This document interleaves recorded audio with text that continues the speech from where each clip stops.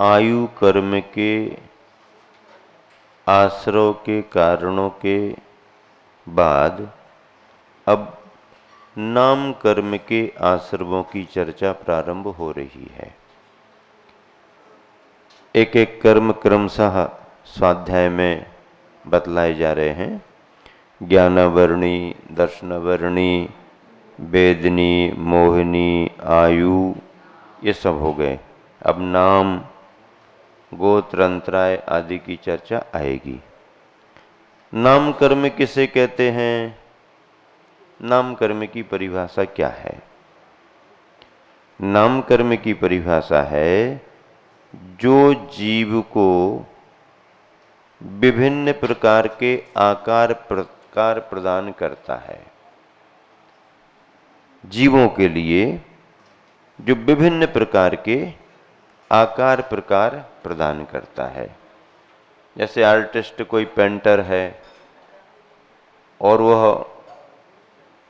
अपने उससे कलर से, ब्रश से दीवार पर मनमाफिक अपने चित्र बनाता है।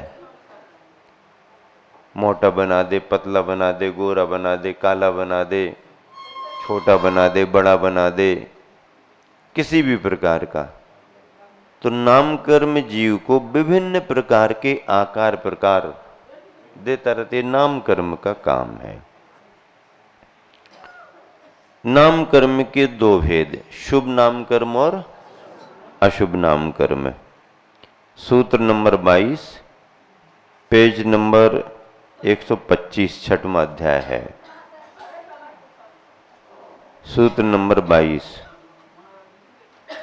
योग वक्रता विसंवादनम च शुभस्य नामनः।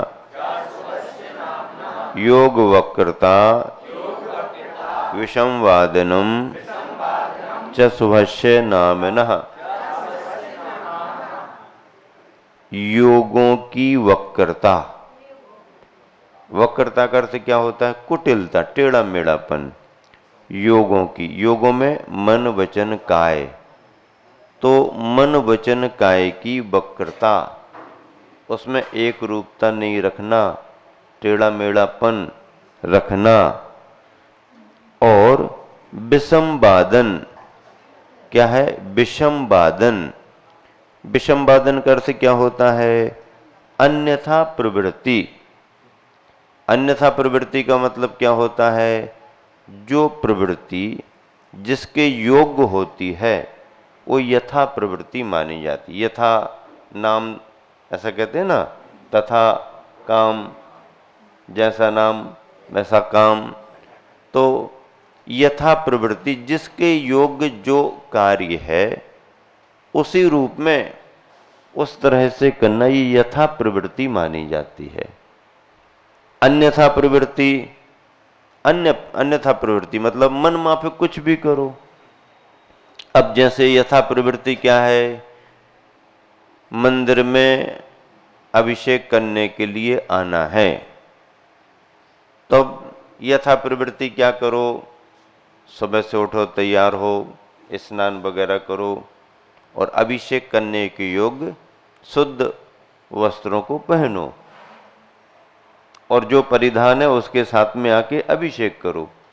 ये क्या हो गई? यथा प्रवृत्ति। अब शादी में जाना है,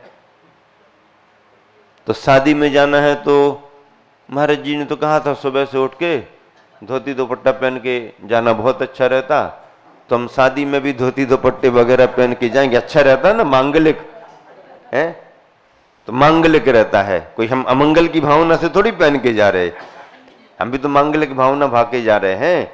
तो भैया मांगलिक की भावना है तुम्हारी, अच्छा भी है, लेकिन यथा प्रवृत्ति नहीं है। क्यों?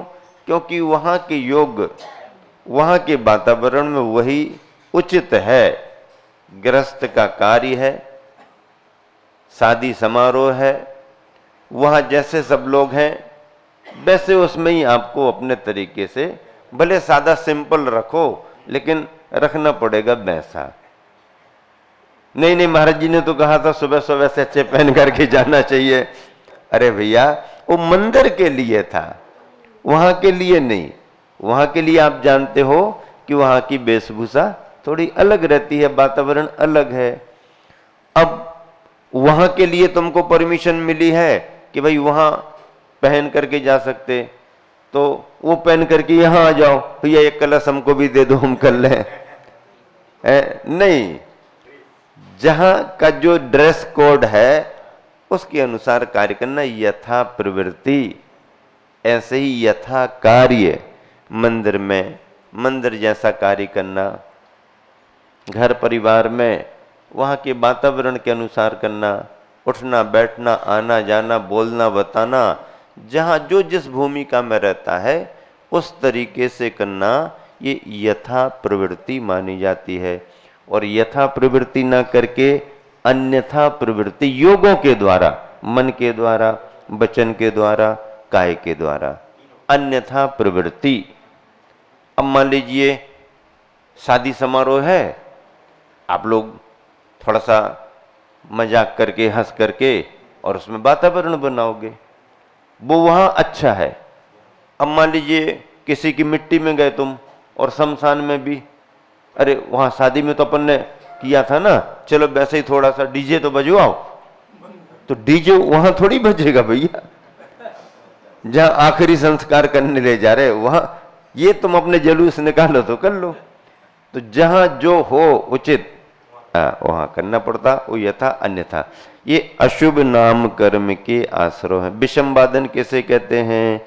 जो स्वर्ग मोक्ष के योग समीचीन क्रियाओं का आचरण कर रहा है, उसे उसके विपरीत, हाँ विषमवादन यानी जैसे जो स्वर्ग के योग मोक्ष के योग, गृहस्थ तो दान पूजा का कर रहा है, मुनि धर्म में आहार विहार की चर्या कर रहे, ध्यान सामयिक कर रहे हैं, तो ये सब जानते हुए भी जो स्वर्ग मोक्ष के समीचीन क्रियाओं का आचरण करा, उससे उसके विपरीत अपने मन वचन और काय की प्रवृत्ति द्वारा रोकना, उसको उसमें मन से ऐसा कुछ भाव मन में लाके कि ये रुक जाए तो अच्छा है, बोल करके उसको रुकवाना, अथवा शरीर के द्वारा उसमें बाधा डालना या रुकवाने के कार्य करना। तो मन वचन का योग, मतलब अशुभ नाम कर्म योग से आ रहा है। उसके दो हेतु, योगों में कुटिलता और अन्यथा प्रवृत्ति, अर्थात सही कार्य कोई कर रहा है धर्म के और विषमवादन परगत है। योग वक्रता में स्वयं के योगों में कुटिलता है, जबकि विषमवादन में कुटिल योग सहित हो सभ्य पुरुष को भी मिथ्या मार्ग में प्रेरित करता है। अच्छा व्यक्ति कोई अच्छे धर्म में लगा है तो उसको बदलवाएगा, वैसा प्रयास करेगा। ये विषमवादन। जैसे कोई देवदत्त नामक पुरुष मोक्ष मार्ग के अनुकूल आचरण कर रहा है, उसे कोई अन्य पुरुष योगों की कुटिलता द्वारा प्रेरित करता है। इन सब से विषमवादन जब भी होगा योग वक्रता पूर्वक ही होगा, लेकिन योग वक्रता में दूसरा जुड़ पाए ना जुड़ पाए, हम अपने आप में ही बुरा विचार, बुरे वचन, बुरी प्रवृत्ति, ये स्वगत हो गया योग वक्रता। लेकिन विषमवादन में अपने इस कुटिल योग से दूसरे को भी भटकाना, हाँ कुटिलता, इन सब से मोक्ष नहीं मिलेगा। हिंसा में धर्म है, किसने कह दिया हिंसा में धर्म नहीं है? नहीं, हम तो अहिंसा का धर्म मानते हैं, इससे मोक्ष मिलने वाला नहीं है। हाँ, तर्क वितर्क करके उसको भटकाना। इस प्रकार जो अन्यथा प्रेरित करता है, मिथ्या मार्ग में प्रेरित करता है, या दूसरों के द्वारा जो अन्यथा प्रेरणा है, वह सब विषमवादन, इसमें ना और जुड़े तो ज्यादा अच्छा, विषमवादन है। अतः ये दोनों शब्द भेद सहित हैं तथा दोनों ही अशुभ नाम कर्म के आश्रव के कारण है। जीव को नाम कर्म मिलेगा तो अशुभ मिलेगा। अशुभ का अर्थ क्या होता है? अमनोज्ञ। अशुभ का अर्थ क्या होता है? अमनोज्ञ, जो दूसरों को अच्छा न लगे, दूसरों को भी अच्छा न लगे और अपने मन में भी वैसा अनुभव आए, इसका नाम अशुभ नाम कर्म है। सूत्र में च शब्द क्यों दिया गया है? च अशुभस्य नामना, ऐसा दिया ना। योग वक्रता विषमवादनम च अशुभस्य, अलग नहीं किया। अलग करेंगे तो शुभस्य नामना आएगा, और चा को जोड़ दिया तो आ का, अशुभ का आकर लोप हो गया, तो अशुभ अर्थ निकलेगा। योग वक्रता विषम वादन के अलावा, इन दोनों के अलावा और भी अशुभ नाम कर्म के योग्य परिणाम हैं। उसे बताने के लिए सूत्र में चकार का ग्रहण किया है। चकार च, सूत्रों में जहां सूत्र को छोटा रखते हुए भी और ज्यादा अर्थ बताना होता है तो च आदि लगा करके उसका प्रयोग किया जाता है। जैसे फिर परंपरानुसार, ग्रंथों के कथनानुसार, सिद्धांत के अनुसार और अर्थ निकाल लिए जाते हैं।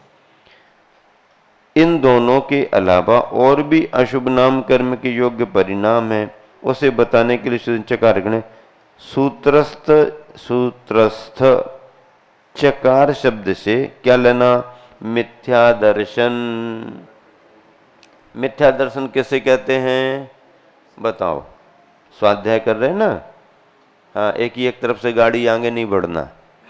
बोलो, मिथ्या दर्शन किसे कहते हैं? तत्व का यथार्थ श्रद्धा नहीं होना अथवा तत्वों पर विपरीत श्रद्धान होना। तत्वार्थ श्रद्धानम सम्यक दर्शनम और तत्वार्थ अश्रद्धानम मिथ्या दर्शनम।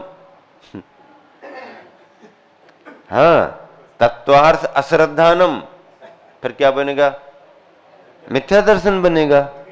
हाँ, अश्रद्धान कह दिया ना, तत्वों का अश्रद्धान और तत्वार्थ श्रद्धानम सम्यक दर्शन। अब ऐसे सूत्रों को उल्टे, सम्यक दर्शन ज्ञान चारित्राणी मोक्ष मार्ग, मिथ्या दर्शन ज्ञान चारित्राणी, अब क्या लिखोगे? मिथ्या दर्शन ज्ञान चारित्राणी, फिर क्या लिखोगे? मोक्ष मार्ग? नहीं, उल्टा करो, संसार मार्ग। फिर उल्टे उल्टे करके सूत्र बनाएंगे तो उसका नाम रखेंगे फिर अतत्वार्थ सूत्र। क्या रखेंगे उसका नाम? फिर तत्वार्थ सूत्र थोड़ी रखेंगे, सब उल्टा बना दिया तुमने, तो उसका नाम रखेंगे क्या? अतत्वार्थ सूत्र उसका नाम रखेंगे। क्या नाम रखेंगे? अतत्वार्थ सूत्र। मंगलम भगवान वीरो मंगलम गौतमो गणी, ये हर शुभ कार्य में मंगलकारी है। अब डब्बलम भगवान वीरो डब्बलम गौतमो गणी, डब्बलम कुंद कुंद आचार्यो जैन धर्मोस्तु डब्बलम। डब्बल पैसा। डब्बल कैसे कहते हैं? डब्बल पैसा है। डब्बलम भगवान वीरो डब्बलम गौतमो गणी। यदि ऐसा बना देंगे तो अमांगलिक हो जाएगा। ये अमांगलिक मंगलाचरण है। कैसा मंगलाचरण? मांगलिक मंगलाचरण नहीं, अमांगलिक मंगलाचरण। तो यथा तत्वार्थ श्रद्धानम सम्यक दर्शनम, सम्यक दर्शन ज्ञान चारित्राणी मोक्ष मार्ग, ये सब ऐसे सूत्र हैं। तो मिथ्या दर्शन तत्वों पर श्रद्धा नहीं होना, धर्म पर, धर्मात्मा पर, धर्म की क्रियाओं पर, दान पूजा पर, है व्रत उपवास तप त्याग पर श्रद्धा नहीं करना मिथ्यात्व का उदय है। कर पाओ ना कर पाओ बात लगे, पर उसको अच्छा तो मानो, अच्छा तो मानो। हाँ, वोट भले मत दो, लेकिन सपोर्ट तो करो। है? सपोर्ट करते करते वोट भी दे दोगे। हाँ, तो भले संयम को स्वीकार मत करो, पर संयम के मार्ग को अच्छा तो मानो। हाँ, बहुत अच्छा है। मिथ्या चुगलखोरी, क्या? हाँ, ये क्या कहलाती है? क्या कहलाती है? तो भाई उसने मैसेज दिया है तो वो तो कहना ही पड़ेगा। हैं? एक दूसरे को भिड़ा देना, चुगलखोरी।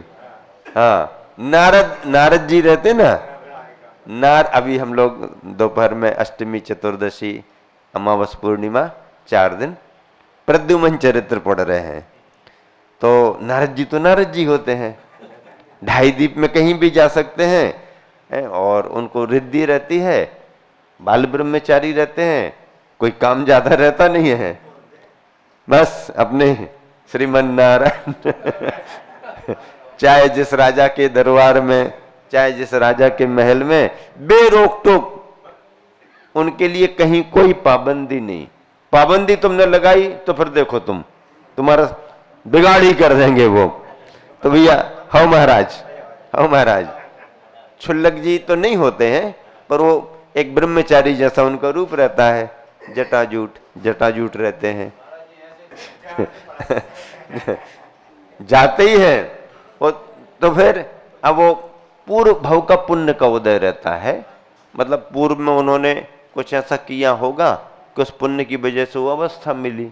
अवस्था बहुत मान सम्मान की है, सबको, सब कोई कितना बड़ा राजा क्यों ना हो, उनको सम्मान देना ही पड़ेगा।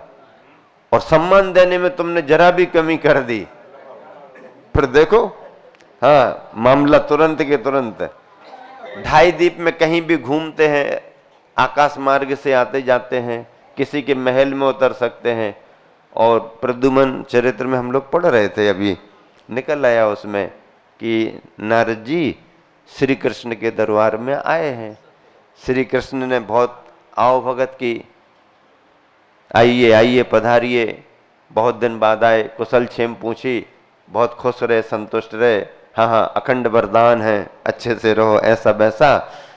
और क्या है, सब रनिवास में सब कुशल तो है ना, पधारिए महाराज, सब खुला है आपके लिए, आप कहीं भी जा सकते। बस क्या है, मनमौजी, हाँ, तान तमूरा उठाया और सीधे अंदर। कहाँ है सत्यभामा? अब उसके महल में चले गए।